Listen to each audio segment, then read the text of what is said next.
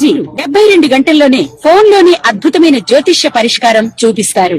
నమ్మండి, నమ్మకపోండి, ఇది నిజం. శ్మశాన కాళి రుద్ర చౌడీదేవి ఆరాధకులు నంబర్ 1 వశీకరణ స్పెషలిస్ట్ గురూజీ. మనిషి పుట్టుక నుండి చనిపోయే వరకు వచ్చే అన్ని క్లిష్టమైన సమస్యలకు పరిష్కారం ఇక్కడ లభిస్తుంది. విద్య, ఉద్యోగం, వ్యవహారం, స్త్రీ ప్రేమ, పెళ్లి, సంతానం, స్త్రీ పురుష వశీకరణం, భూవశం, భార్యాభర్తల కలహాలు, కోర్టు సమస్యలు, విడాకుల సమస్యలు, చేతబడి, అప్పుల బాధ, ఇంకా మీకు ఎలాంటి సమస్యలు ఉన్నా 72 గంటల్లోనే. జయ శ్రీమన్నారాయణ. ద్వాదశ రాశిలో ఒకటి కర్కాటక రాశి. ఈ కర్కాటక రాశి వారికి అనుకున్నటువంటి పనులు ముందుకు వెళ్ళలేకపోయినా, ఏదనుకుంటే అది వెనక్కి వస్తున్నా, కోరికలు కొండలు దాటుతున్నాయి, కాళ్ళు గడపలు దాటట్లేదు, ఎక్కడేసిన గొంగడి అక్కడే ఉంటుంది. కాబట్టి మీకు ఏ పని అయితే ముందుకు వెళ్ళట్లేదో దానికి కారణాలు చాలా ఉంటాయి.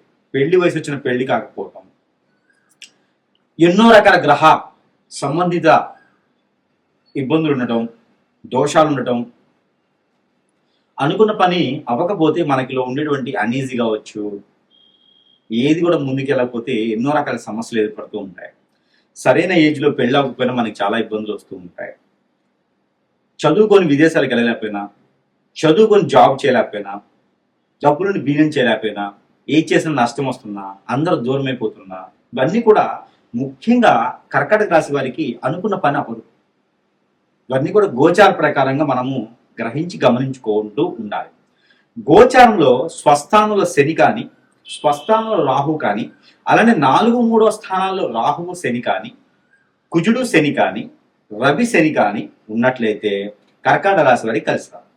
గురువు 9వ స్థానంలో ఉంటూ, ఏది మీ గోచార ప్రకారంగా 9వ స్థానంలో గురువు ఉండి 4వ స్థానంలో ఉన్నటువంటి శని గురువుని చూసినట్టయితే మీకు ఇబ్బంది కలుగుతుంది. చంద్రుడిలో కుజుడున్నా, చంద్రుడిలో గురువు ఉన్నా మీకు అనుకున్న పనులు అవ్వవు. బాడీలో తత్వాలు మారుతూ ఉంటాయి, ఆరోగ్య సమస్యలు, గండాలు, ఏం చేసినా ముందుకు వెళ్ళలేకపోవటం, పెళ్లిళ్ళు అవ్వవు సరైన సమయానికి, ఎప్పుడు కూడా లేట్ అవుతూ ఉండిద్ది. ఇలాంటి సమస్యలు అన్నీ వస్తూ ఉంటాయి. కానీ కర్కాటక రాశి వారికి లవ్ కూడా సక్సెస్ అవ్వదు. కానీ శుక్రుని యొక్క దశలో లవ్ సక్సెస్ అవుతుంది, డబ్బు సంపాదించగలుగుతారు, ఎన్నో రకాల ప్రయోజనాలకి పొందగలుగుతారు. శుక్రుడిది ఒకటి, రవిది ఒకటి, ఈ 2 దశలు మీకు అద్భుతంగా కలిసి వస్తాయి.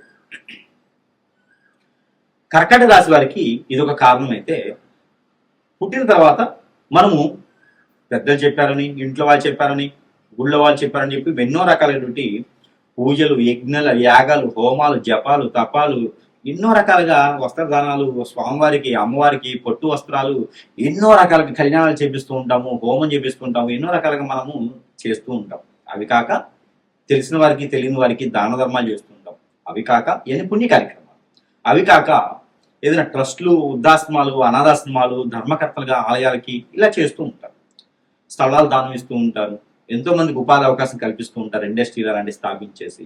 ఇవన్నీ మనం చేసేటువంటి ధర్మ పనులు అనమాట. ఇవన్నీ ధర్మానికి సంబంధించినటువంటి కార్యక్రమాలు ఇవన్నీ. అయినా కూడా మనం అనుకున్న పనులు ముందుకు వెళ్ళలేకపోతున్నా, డబ్బుల పరంగా ఇబ్బంది పడుతున్నా, ఫైనాన్షియల్ సమస్యలు ఉన్నా, పార్ట్నర్షిప్లో నష్టపోతున్నా, భార్యాభర్తలు దూరం అవుతున్నా, ఎన్నో రకాల కారణాలు ఉంటున్నాయి. ఎప్పుడు ఏదో ఒక అనైజీలో ఉంటూనే ఉంటారు. మొండితత్వం, మూర్ఖత్వం. ఎందుకంటే కర్కాటక రాశి వారికి స్వతహాగా మాట పడదు. మాట ఇచ్చారంటే నిలబెట్టుకుంటూ ఉంటారు, మాట ఇస్తే నిలబెట్టుకుంటూ ఉంటారు. మాట పడరు కాబట్టి వెనకంజు వేయరు, మడిని తిప్పరు, మాట మీద నిలబడతారు. ఎవరికైనా ఇస్తాను అంటే ఖచ్చితంగా తల తాకడ పెట్టేనే ఇస్తారు. మంచి వ్యక్తులు, ఆ మంచి వ్యక్తులకి మంచి జరగాలి. మనం ఎన్నో రకాల కార్యక్రమాలు చేసినప్పటికీ మీకు మంచి జరగాలనుకుంటే దశాబ్ద కాలం వరకు కూడా సరిపడే ఒకే ఒక పరిహారం ఉంటుంది. అదేమిటంటే శివ భగవాన్ యొక్క ప్రతిమ. ఇది వెండిలో తీసుకోవాలి. శివలింగం రూపం ఉన్న పర్వాలేదు.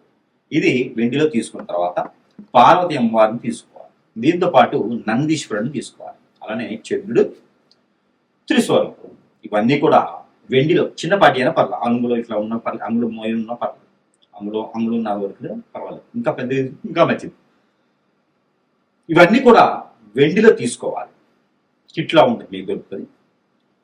వెండిలో తీసుకొని ఎక్కడైనా సరే మీకు ఈ జొన్నలు ఉంటాయి, జొన్నలు 1 కిలోన్నర, గోధుమలు 1 కిలోన్నర తీసుకోవాలి.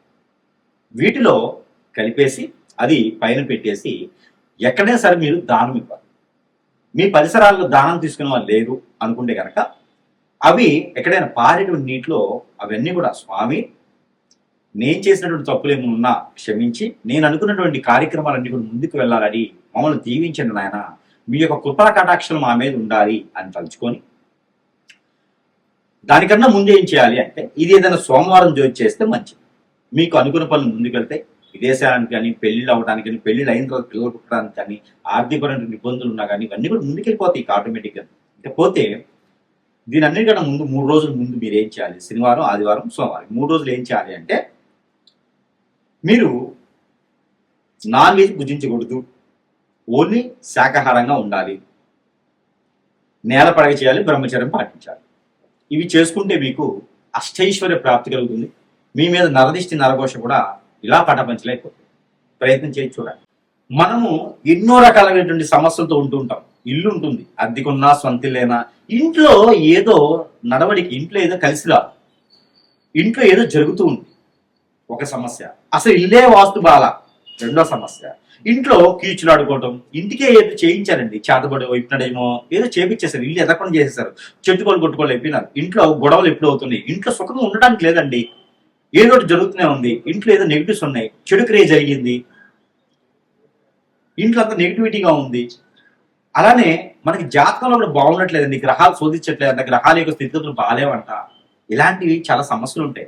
ఏ పనులు కూడా ముందుకు వెళ్ళట్లేదు, ఒంటరైపోతూ ఉంటాం, మనం అంతా చాలా ఒంటరైపోతూ ఉంటాం, అందరూ దూరమైపోతూ ఉంటారు, ఆర్థిక సమస్య ఇబ్బందులు, ఎవరు మనకు గుర్తించరు, నీలో తెలివితేటలు ఉంటాయి, బుద్ధిబలం ఉంటుంది, గుణబలం ఉంటుంది, మంచి వ్యక్తులుగా ఉంటారు, కానీ మిమ్మల్ని రాణించలేరు. మీరు ఎప్పుడు ఏదో పట్టి పీకుతూ ఉంటుంది, ఏదో సమస్య, ఇంతలోనూ పెళ్ళై భార్య దూరం అవుతా ఉంటుంది, భర్త దూరం అవుతా ఉంటారు, పిల్లలు దూరం అవుతా ఉంటారు, ఒక సమస్య పోయిందిరా బాబు అనుకుంటే రెండో సమస్య కొనుక్కొచ్చుకుంటా ఉంటారు. ఇంకా ఇంతేనా జీవితం?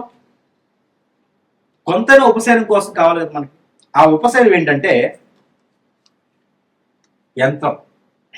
ఈ యంత్రము లక్ష్మీ యంత్రం ఉంటుంది, ఇందులో కుబేర యంత్రం ఉంటుంది, ఇందులో వాస్తు యంత్రం ఉంటుంది, ఇలా 9 రకాల యంత్రాలు ఉంటాయి ఇందులో.